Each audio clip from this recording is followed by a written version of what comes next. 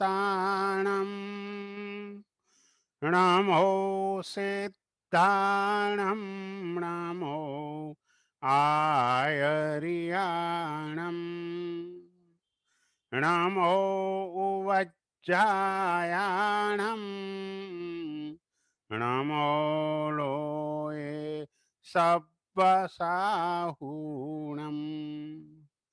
एषो पञ्चणमुक्कारो सब्बपावपणासणो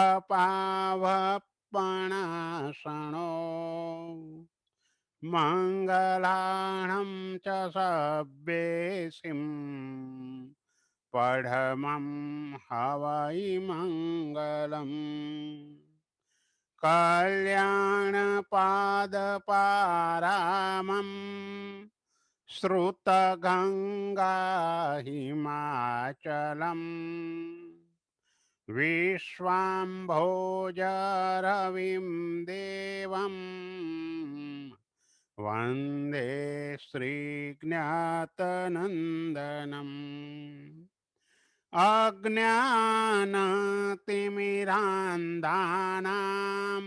ज्ञानाञ्जनशलाकया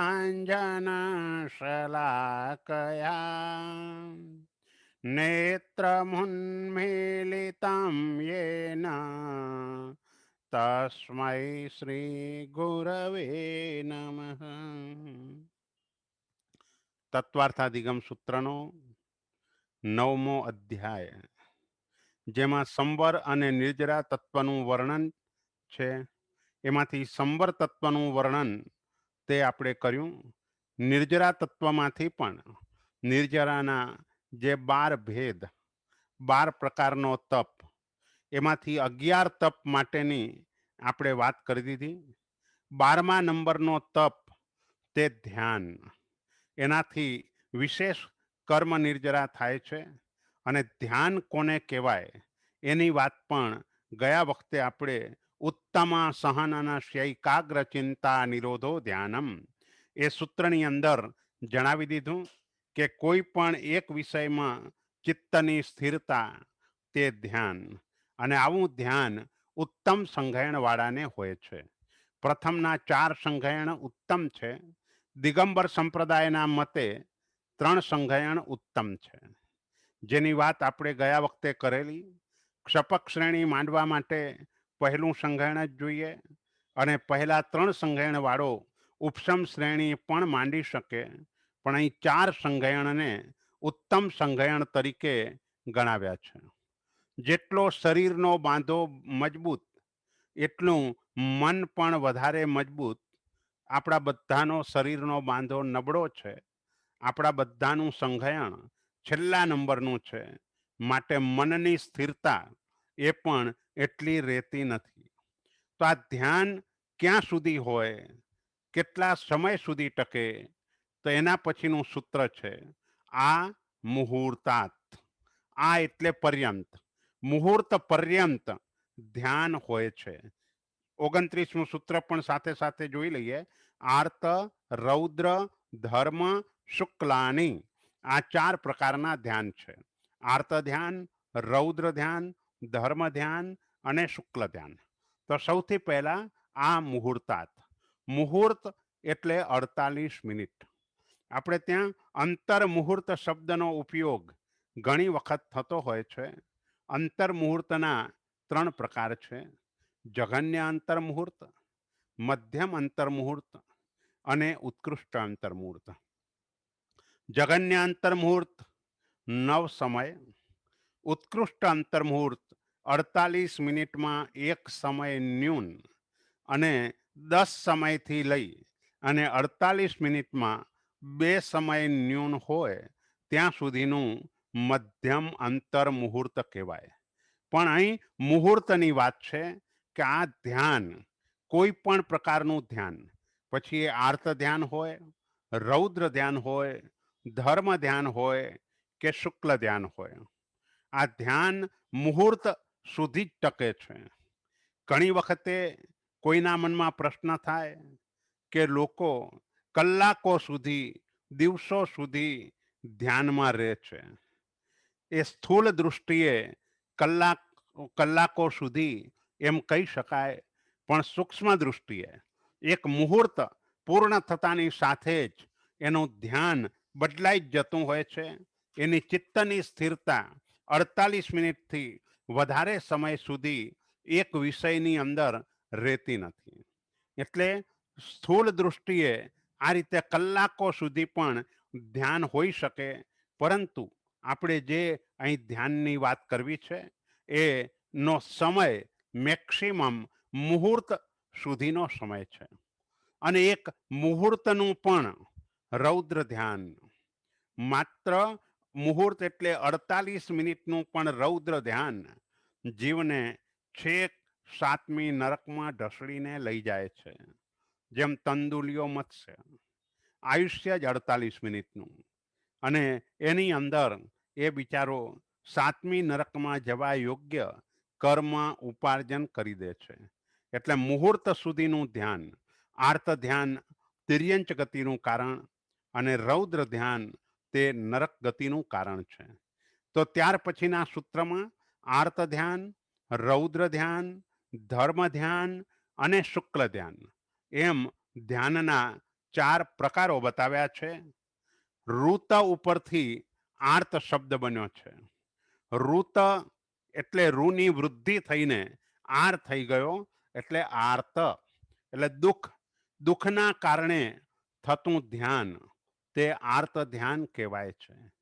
જ્યારે પણ જીવને દુઃખ આવે છે તે વખતે દુઃખને દૂર કરવાના ઉપાયો સતત વિચાર્યા કરે છે, અને એ જે સતત દુઃખને દૂર કરવાની વિચારણા મનમાં ચાલી રહે છે, જેને આર્ત ધ્યાન કહેવામાં આવે છે. સાંસારિક દુઃખના કારણે આ ધ્યાન ઉત્પન્ન થાય છે.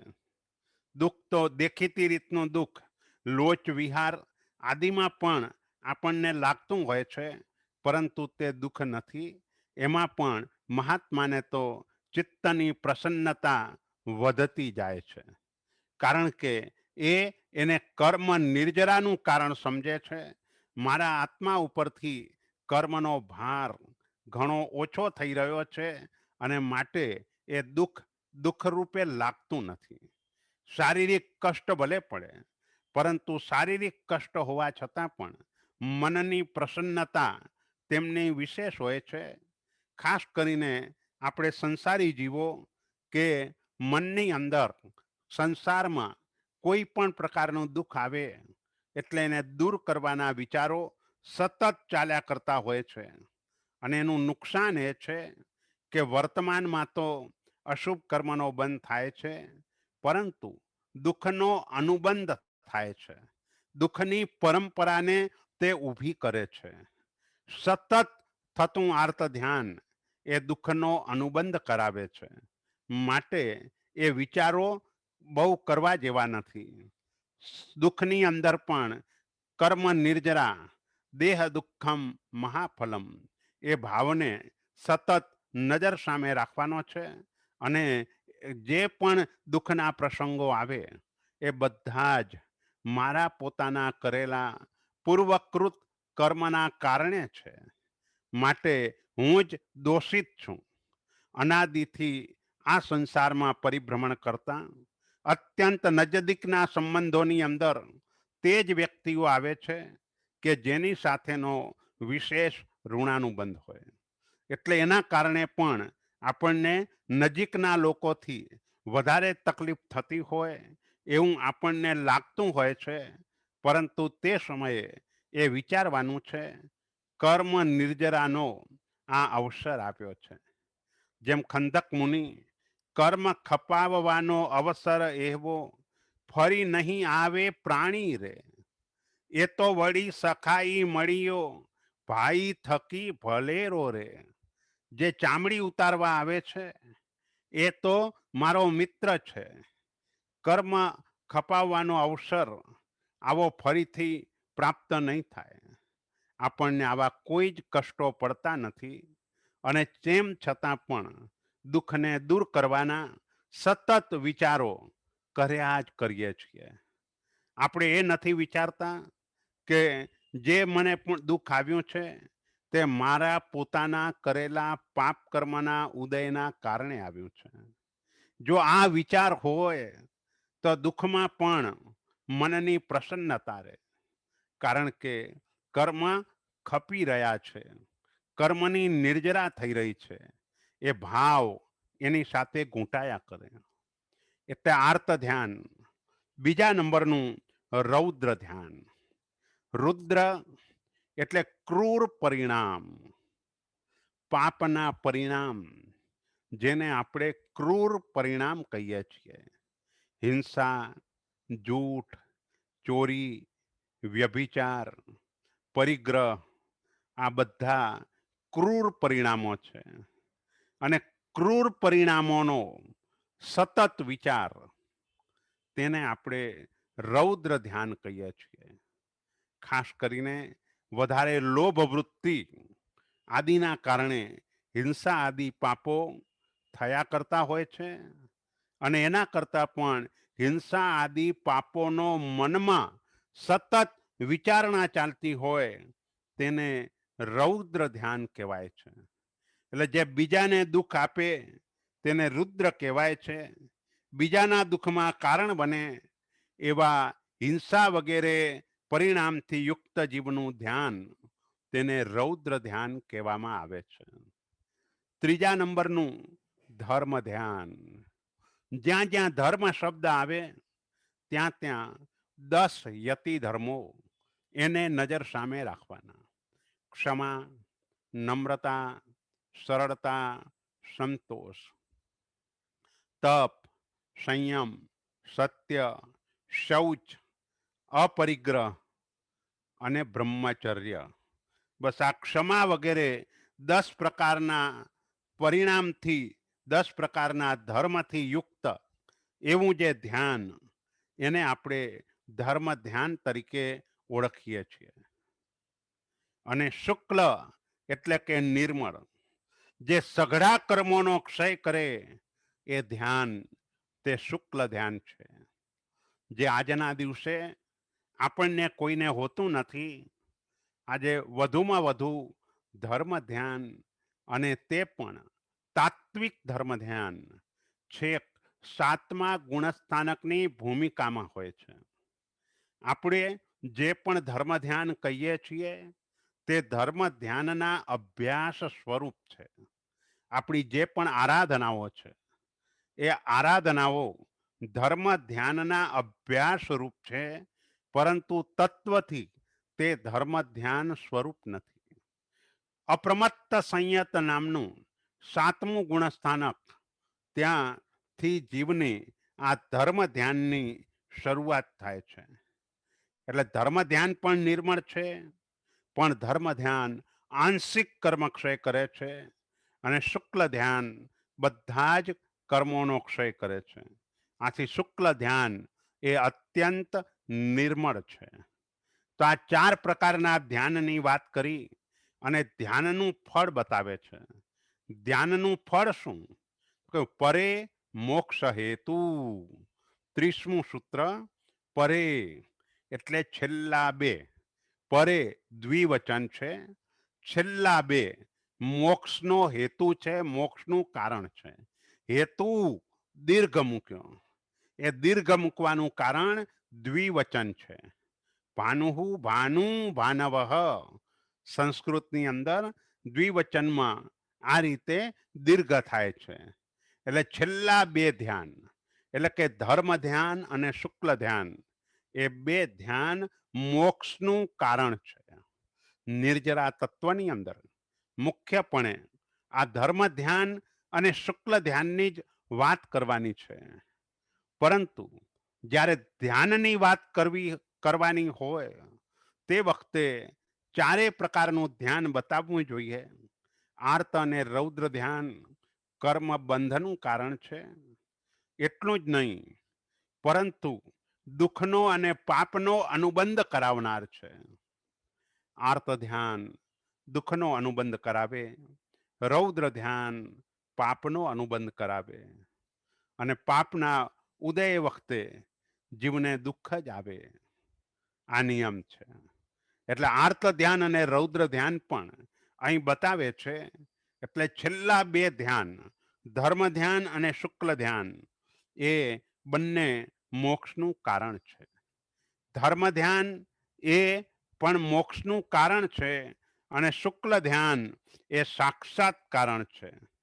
ધર્મ ધ્યાન પરંપરાએ મોક્ષે પહોંચાડે છે. શુક્લ ધ્યાન તાત્કાલિક જીવને મોક્ષે પહોંચાડે છે. એટલે અનંતર અને પરંપર. શુક્લ ધ્યાનનું અનંતર ફળ મોક્ષ છે અને ધર્મ ધ્યાનનું પરંપર ફળ તે મોક્ષ છે. અને આપણે બધા જ સંસારમાં રહીને જે પુરુષાર્થ કરી રહ્યા છીએ એ પુરુષાર્થ જોકે મોક્ષ માટેનો જ પુરુષાર્થ હોવો જોઈએ અને એ ધર્મ પણ મોક્ષનું કારણ બને એવા પ્રકારનો શુદ્ધ ધર્મ આપણે બધાએ કરવાનો છે. અને શુદ્ધ ધર્મ એ જ મોક્ષનું કારણ બને છે. શુભ ધર્મ માત્ર પુણ્ય કર્મ ઉપાર્જન કરાવે છે અને પુણ્ય કર્મના વિપાકના સમયે જીવને દેવગતિ અને મનુષ્ય ગતિના ઉત્તમ પ્રકારના સુખોની પ્રાપ્તિ થાય છે. આધ્યાત્મિક રીતે આગળ વધવા માટે જે આપણો શુદ્ધ ધર્મ છે એ જ આત્માને આધ્યાત્મિકતાની દૃષ્ટિથી આગળ વધારે છે. કારણ કે શુદ્ધ ધર્મ એ જ સમ્યક દર્શન વગેરેનું કારણ બને છે અને સમ્યક દર્શન પછી કરાતો શુદ્ધ ધર્મ તે મોક્ષ માટેની સાધના આપણને કરવામાં ઉપયોગી થાય છે. પ્રચંડ કર્મ નિર્જરા કરાવનાર જો કોઈ હોય તો તે શુદ્ધ ધર્મ છે. માટે આપણે બધાએ માત્ર એક જ મોક્ષનું લક્ષ્ય રાખી અને ધર્મ કરવાનો છે. તો તે શુદ્ધ ધર્મ કહેવાશે. એટલે અહીંયા કહ્યું પરે મોક્ષ હેતુ. છેલ્લા બે ધ્યાન તે મોક્ષનું કારણ છે. એ વાત કરીને હવે આર્ત ધ્યાનના 4 ભેદોનું વર્ણન કરે છે. એમાંનો સૌથી પહેલો ભેદ તે 31મા સૂત્રમાં બતાવ્યો છે. આર્તમાં મનોજ્ઞાનામ સંપ્રયોગે તદ વિપ્રયોગાય સ્મૃતિ સમન્વાહાર. 32મું સૂત્ર વેદનાયાશ્ચ. 33મું વિપરીતમ મનોજ્ઞાનામ. આ 3 ભેદ આર્ત ધ્યાનના અહીં બતાવ્યા. પહેલો ભેદ આર્તમ અમનોજ્ઞાનામ. સંધિ એ રીતે છૂટી પાડવાની છે. અમનોજ્ઞાનામ. અમનોજ્ઞાનામ એટલે અનિષ્ટ. મનોજ્ઞ એટલે ઈષ્ટ, મનને ગમે તેવું. અને અમનોજ્ઞ એટલે અનિષ્ટ. એ અનિષ્ટ વસ્તુનો સંપ્રયોગે સંયોગ થતા તદ વિપ્રયોગાય તેને દૂર કરવાનો અથવા તો દૂર કરવાના ઉપાયનો એકાગ્ર ચિત્તે વિચાર એ આર્ત ધ્યાનનો પહેલો પ્રકાર. અનિષ્ટ વિયોગ ચિંતા એ આર્ત ધ્યાનનો સૌથી પહેલો પ્રકાર છે. સંસારી તમામ જીવો એ ઈષ્ટને મેળવવા માટેના પ્રયત્નો કરે છે. અનિષ્ટને દૂર કરવાના વિચારો કર્યા કરતો હોય છે. ન ભાવતી વસ્તુ એ આવી જાય તો પણ એનું મોઢું બગડી જાય છે. મનમાં પણ દુર્ધ્યાન થવા લાગે છે, વિચારો આવવા લાગે છે.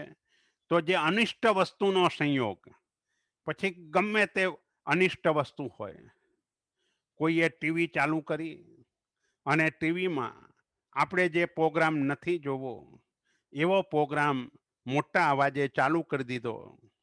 ગમતું નથી, કંઈ પણ શકાતું નથી, તો તેવા વખતે મનની અંદર એના માટેની જે વિચારણાઓ ચાલે એ આ આર્ત ધ્યાનનો પહેલો પ્રકાર કહેવાય.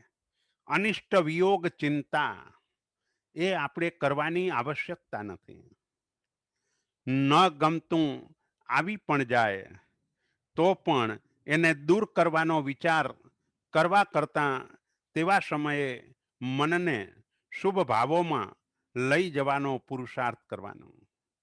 કારણ કે એ અનિષ્ટ સંયોગ થવાનું કારણ પણ એ જ છે કે આપણા પોતાના કરેલા કર્મો અને એના કારણે ન ગમતી વસ્તુ, ન ગમતી વ્યક્તિ આપણી સામે આવી જતી હોય છે, તો એને દૂર કરવાના વિચાર કરતા આ ઋણાનુબંધ પણ મારે પૂરો કરવાનો છે એમ સમજીને તે સમયે પણ શુભ ભાવોની અંદર રહેવાનો પ્રયત્ન કરો. કારણ કે જીવને પાંચેય ઇન્દ્રિયોના અનુકૂળ વિષયો ગમતા હોય છે, પ્રતિકૂળ વિષયથી દૂર ભાગતો હોય છે.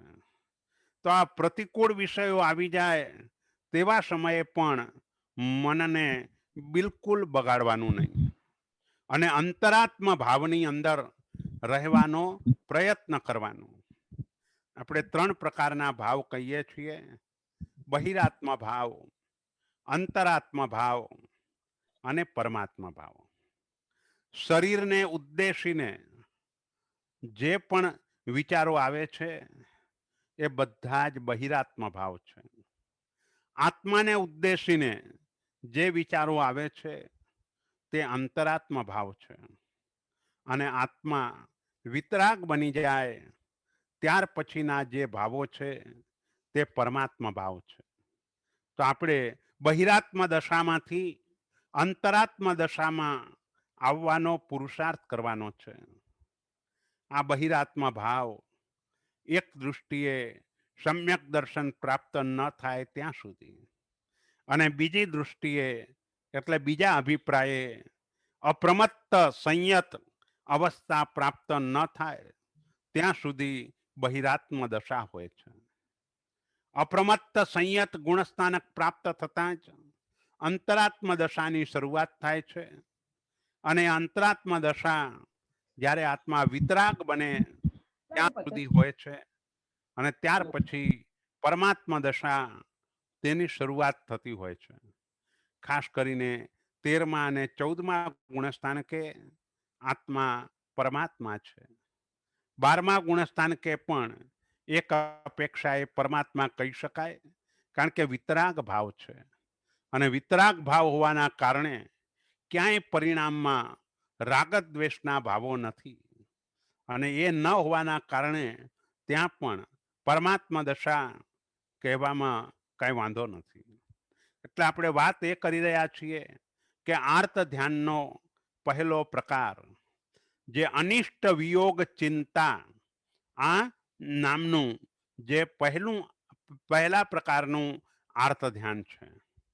આર્ત ધ્યાનનો બીજો ભેદ વેદનાયાશ્ચ, રોગથી થતી વેદનાને દૂર કરવાનો અને તેના ઉપાયનો એકાગ્ર ચિત્તે વિચાર તે વેદના વિયોગ રૂપ આર્ત ધ્યાનનો બીજો પ્રકાર છે.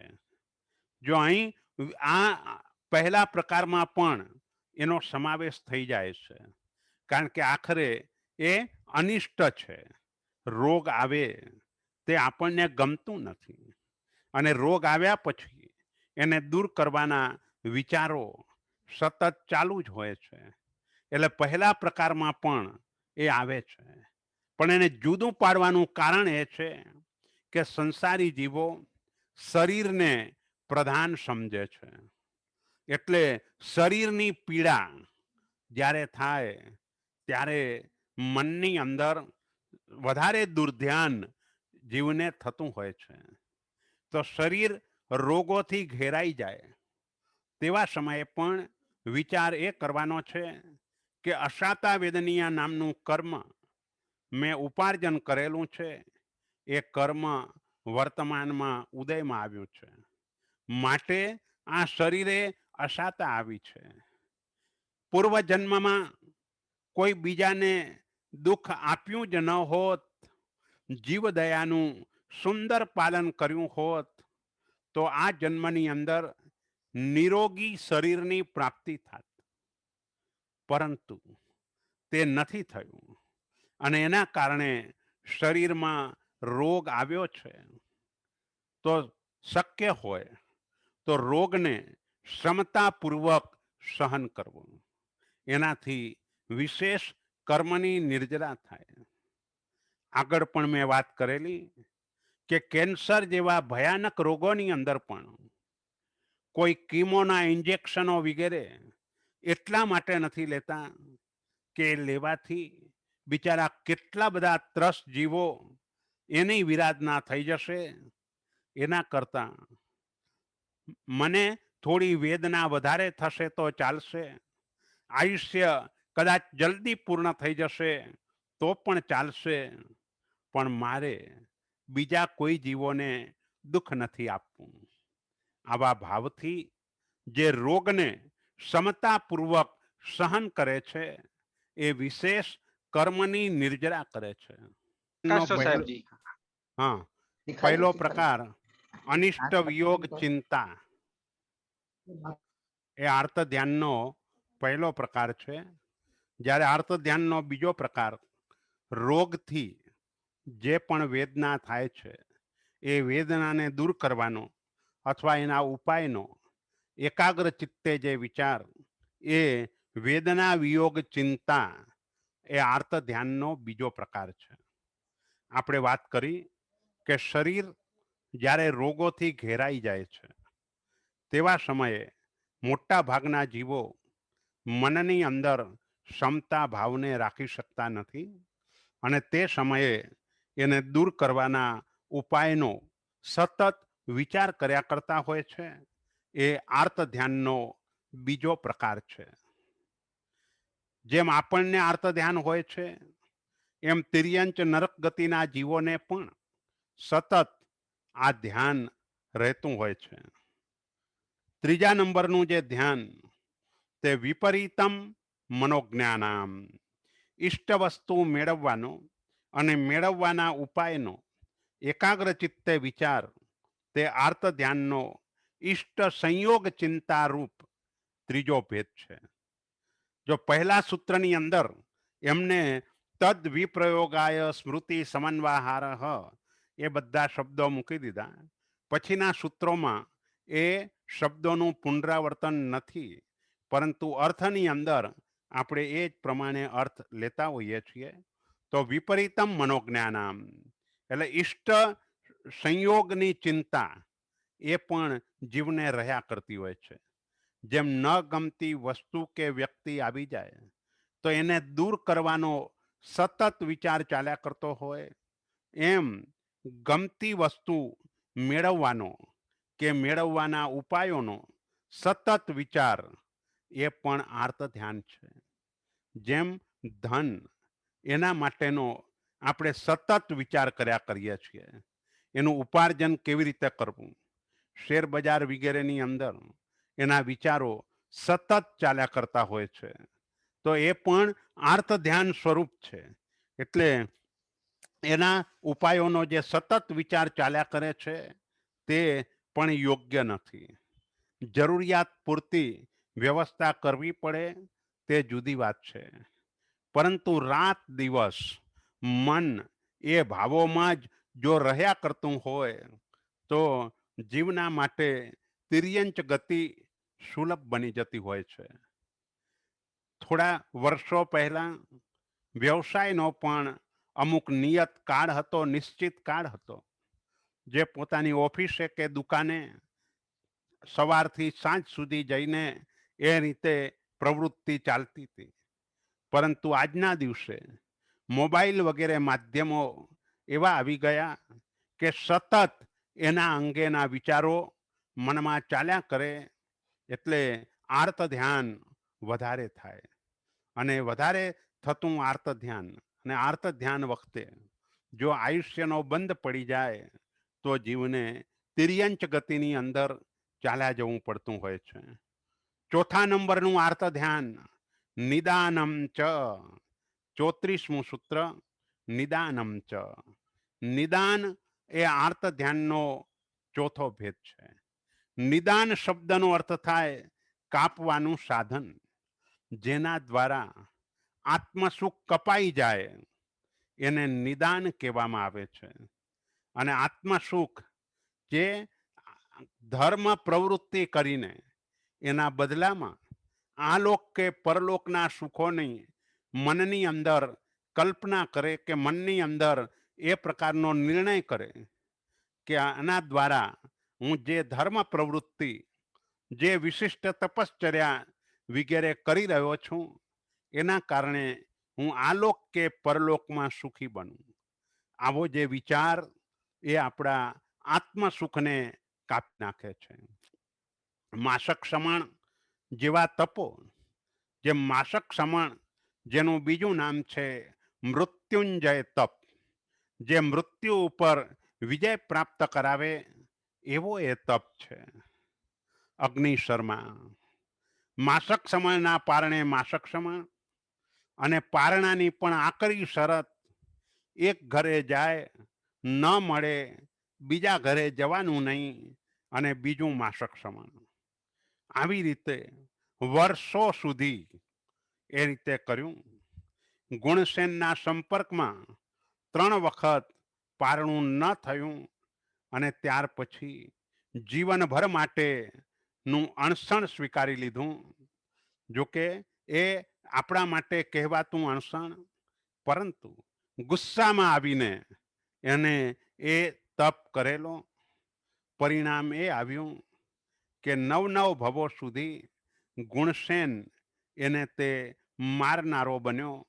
કારણ કે નિયાણું કરેલું હતું, નિદાન તે કરેલું હતું.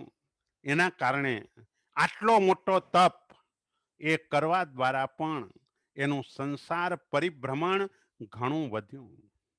આપણે બધાએ સાવધ બની જવાની જરૂર છે. બીજા સુખી જીવોને જોઈને ક્યાંય મનની અંદર એવી કલ્પના સુદ્ધા પણ નહીં આવવી જોઈએ કે હું જે ધર્મ પ્રવૃત્તિ કરું છું એના કારણે મને પણ આવા પ્રકારના સુખની પ્રાપ્તિ થાય. મને લાગે અવાજ નથી પહોંચતો કે શું છે? હા એક બે જણના કોકનું આવે છે એટલે મેં મ્યુટ કરાય છે, પણ બધાને રિક્વેસ્ટ કે please keep your audio mute. પ્રણામ.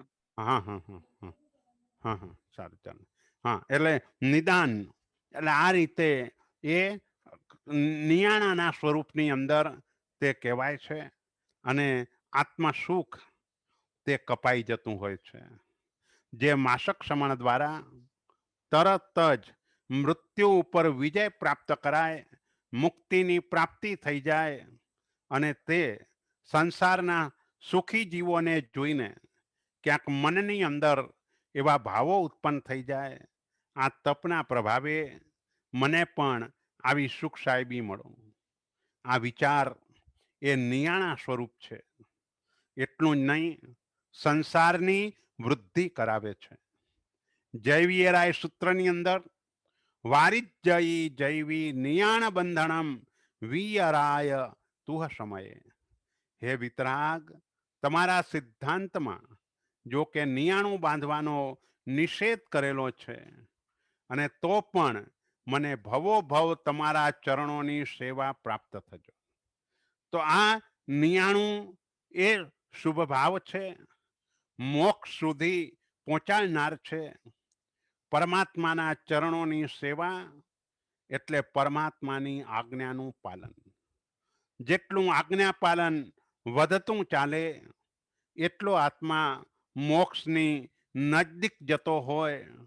તો આપણે પણ જો માગવું જ છે કે ધર્મના બદલામાં કંઈ જો જોઈએ જ છે તો પરમાત્માનું શાસન મળે, પરમાત્માના શાસનની સેવા કરવાનો મોકો મળે, પરમાત્માની આજ્ઞાનું વિશેષ રૂપે પાલન થાય, એ ભાવ મનની અંદર જળવાઈ રહે તો વાંધો નથી. એટલે આ ચારેય પ્રકારના અર્થ ધ્યાન તે અશુભ ભાવ સ્વરૂપ છે, આત્માને દુર્ગતિમાં લઈ જનાર છે. માટે આવા વિચારો સતત ન કરવા. વિચારોનું સાતત્ય એ ધ્યાન સ્વરૂપ છે. છૂટા છવાયા કોઈક વખતે આ વિચારો આવી જાય તે જુદી વાત છે. આપણે હજુ એ કક્ષા સુધી પહોંચ્યા નથી અને એટલે ક્યારેક આવો વિચાર આવી જાય છે, પણ તરત જ આત્માને જાગૃત કરી દેવાનો કે અશુભ ભાવ મને અશુભ કર્મ બંધ કરાવી અને દુર્ગતિમાં ધકેલશે, મારા આત્માને મોક્ષથી ઘણા દૂર રાખશે. માટે એ કરવા યોગ્ય નથી. મનડું કિમહી ન બાજે હો કુંથુજીના મનડું કિમહી ન બાજે. કારણ કે આ મન એના ઉપરનો કંટ્રોલ ઘણો અઘરો છે. મન ચંચળ છે. એની ચંચળતા પછી દૂર થાય છે. સૌથી પહેલા મનને ભાવનાઓથી ભાવિત કરી દેવું પડે છે. પછી અજ્ઞાન દશાને દૂર કરવી પડે છે. ત્યાર પછી જ આ ચંચળતા દૂર થતી હોય છે. તે ચંચળતાના કારણે કદાચ અશુભ વિચાર સ્પર્શી પણ જાય તો પણ જાગૃત બનીને એને દૂર કરતા રહેવાનું. તો જ અહીં બચી શકાશે. નહીતર અત્યાર સુધી જેમ આપણે સંસારમાં પરિભ્રમણ કરતા રહ્યા એમ આ જન્મમાં પણ આમ મનથી આવા જ વિચારો કર્યા તો હજુ સંસાર પરિભ્રમણ આગળ ચાલ્યા જ કરશે. તો અહીં આર્ત ધ્યાન કોને હોય? 35મા સૂત્રની અંદર આર્ત ધ્યાનના સ્વામી કોણ એ બતાવે છે. તદ વિરત દેશ વિરત પ્રમત્ત સંયતાનામ. આ બે સૂત્રો પણ પછીના બોલી જાઉં છું. હિંસા નૃત સ્તેય વિષય સંરક્ષણેભ્યો રૌદ્ર મવિરત દેશ વિરતયો આજ્ઞા પાય વિપાક સંસ્થાન વિચયાય ધર્મમાં પ્રમત્ત સંયતસ્ય તદ અવિરત દેશ વિરત પ્રમત્ત સંયતાનામ. તદ એટલે તે એટલે આપણી આર્ત ધ્યાનની વાત ચાલી રહી છે. તો આર્ત ધ્યાન કોને હોય? તો કે આર્ત ધ્યાન અવિરતિ વાળો આત્મા, દેશવિરતિ વાળો આત્મા એટલે કે શ્રાવક, 5મા ગુણસ્થાન કે રહેલો હોય એને પણ થઈ શકે. અને પ્રમત્ત સંયતાનામ, સંયમ જીવન જેને સ્વીકાર્યું છે. પરંતુ સંયમ જીવનમાં 5 પ્રમાદમાંનો કોઈ પણ પ્રમાદ જે આત્મામાં છે એને પણ આ આર્ત ધ્યાન હોઈ શકે. એટલે આર્ત ધ્યાન છેક 6ઠા ગુણસ્થાનક સુધી છે. તદ અવિરત, અવિરત એટલે 1 થી 4 ગુણસ્થાનક વાળા જીવો. માત્ર અવિરતિ સમ્યક દૃષ્ટિ એ શબ્દનો ઉપયોગ કર્યો હોય તો 4થું ગુણસ્થાનક આવે. પણ અવિરત એટલે અવિરતિ વાળા જીવો. પહેલા ગુણસ્થાન કે અવિરતિ વાળા જીવો છે, બીજા ગુણસ્થાન કે પણ અવિરતિ વાળા જીવો છે, ત્રીજા ગુણસ્થાન કે પણ અવિરતિ વાળા જીવો છે, અને ચોથા ગુણસ્થાન કે સમ્યક દર્શન હોવા છતાં પણ અવિરતિ વાળા જીવો છે. સર્વાર્થ સિદ્ધ મહાવિમાન વગેરેના જે પણ દેવો છે કે તમામ નારકો આ બધા અવિરતિ વાળા હોય છે.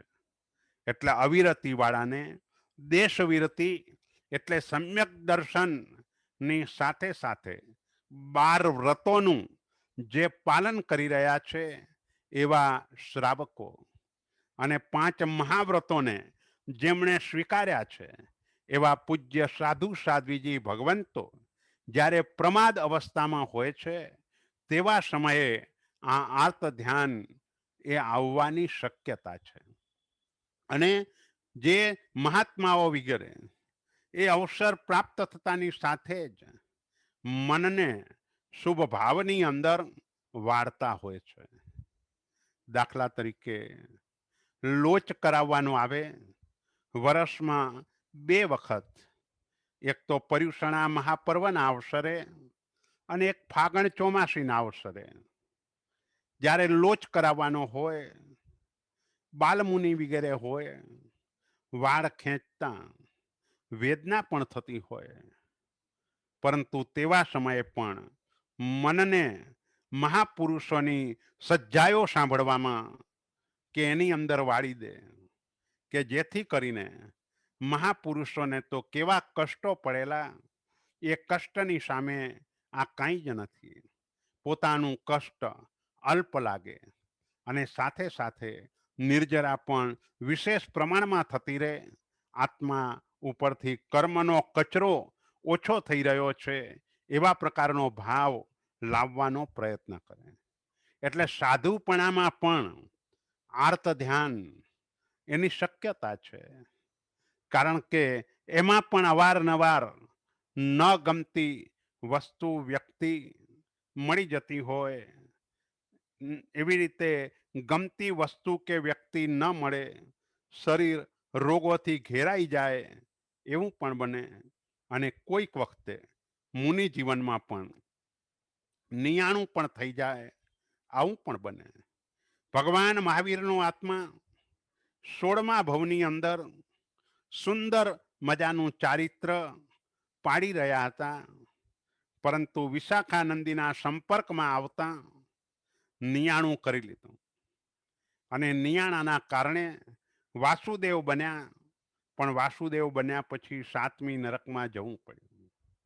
એટલે આ રીતે મુનિ જીવનમાં પણ કોઈક વખતે આવી ભૂલો થઈ જવાની શક્યતા છે, પણ આત્માએ સાવધ બનવાનું છે.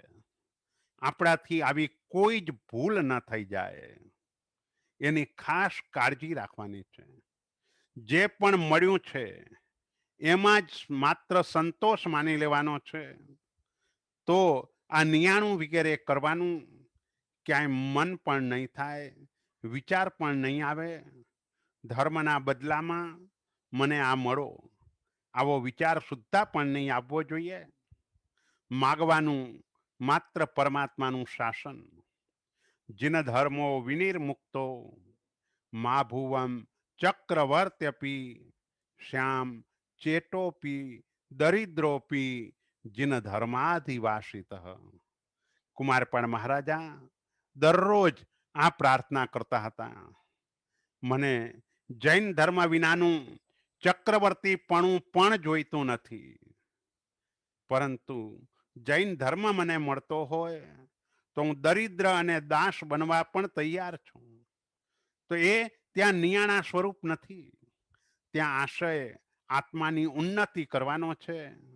અને આત્માની ઉન્નતિ વિતરાગ પરમાત્માનું શાસન મળે, માત્ર મળવા માત્રથી નહીં, મળ્યા પછી જીનવાણીનું શ્રવણ વગેરે કરી અને શક્તિ મુજબ જીવનમાં ઉતારવાનું લાગે. ચારિત્ર સ્વીકારીને ઘણા કર્મોની નિર્જરા કથાએ તો જ આત્મકલ્યાણ થાય. એટલે આ રીતે આર્ત ધ્યાન છેક 6ઠ્ઠા ગુણસ્થાનક સુધી હોય છે.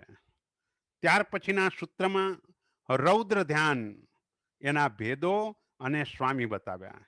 હિંસા, અનૃત એટલે અસત્ય, સ્તેય એટલે ચોરી, અને વિષય સંરક્ષણેભ્યો અને વિષય સંરક્ષણ, આ ચારનો એકાગ્ર ચિત્તે વિચાર તે રૌદ્ર ધ્યાન છે.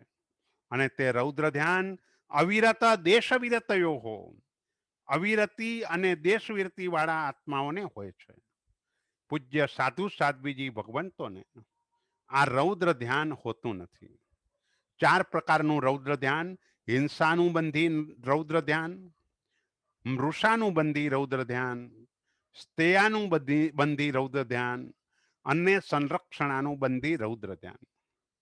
આ 4 પાપો એના દ્વારા કરીને આવા પ્રકારના રૌદ્ર પરિણામો જીવનમાં આવતા હોય છે. પૂજ્ય સાધુ સાધ્વીજી ભગવંતોએ જીવનભર માટે આ પાપોનો મન વચન કાયાથી કરણ કરાવણને અનુમોદન, એના ત્યાગ સ્વરૂપ વ્રતોને સ્વીકારેલા છે. માટે એમને કદાપી હિંસાનો વિચાર, જુઠ્ઠું બોલવાનો વિચાર, ચોરી કરવાનો વિચાર કે પરિગ્રહના વિચારો એમને સ્પર્શતા પણ નથી. આ બધી જ વાત ભાવ સાધુપણાને આશ્રયને છે. દ્રવ્ય સાધુપણું એમાં એ હોઈ શકે, કારણ કે દ્રવ્ય સાધુપણામાં 6ઠ્ઠું 7મું ગુણસ્થાનક નથી, માત્ર વ્યવહારથી ચારિત્ર છે.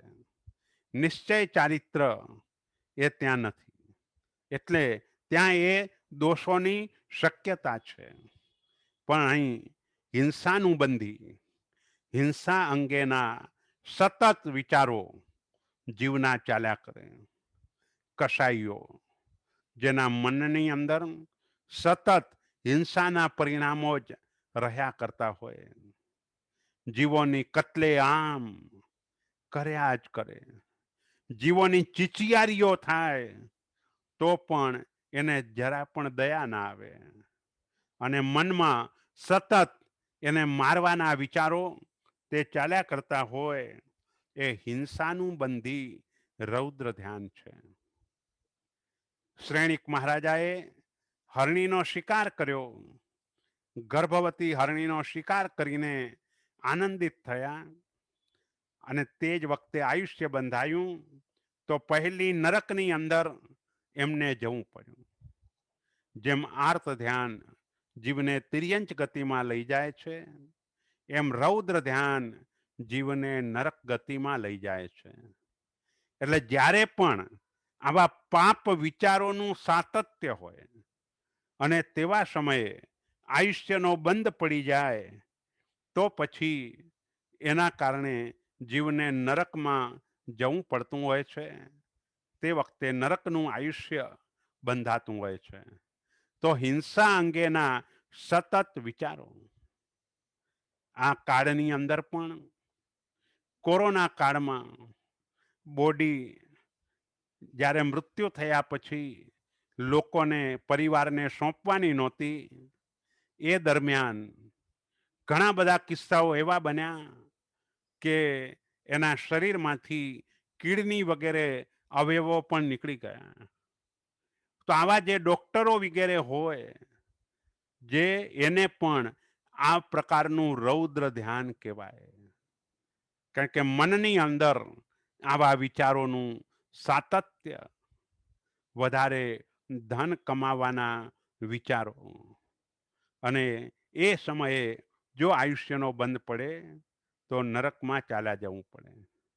બીજા નંબરનું રૌદ્ર ધ્યાન તે મૃષાનું બંધી રૌદ્ર ધ્યાન, જુઠ્ઠું બોલવાના સતત વિચારો. એક વખત જૂઠ બોલ્યા પછી હવે એ જૂઠને છુપાવવા માટે બીજા કેટલાય જૂઠ બોલાયા જ કરે. મનની અંદર એની સતત વિચારણા ચાલ્યા કરે. વકીલો એને પણ મોટા ભાગે આ જ વિચારો મનમાં ચાલ્યા કરતા હોય છે. માત્ર અર્થોપાર્જન માટે થઈને નિર્દોષને દોષિત અને દોષિતને નિર્દોષ ઠેરવી અને અર્થોપાર્જન કરવાનું, અને એના માટે સતત આ જ વિચારો મનની અંદર ચાલ્યા કરે તો આયુષ્યના બંધ વખતે નરકનું આયુષ્ય બંધાઈ જાય.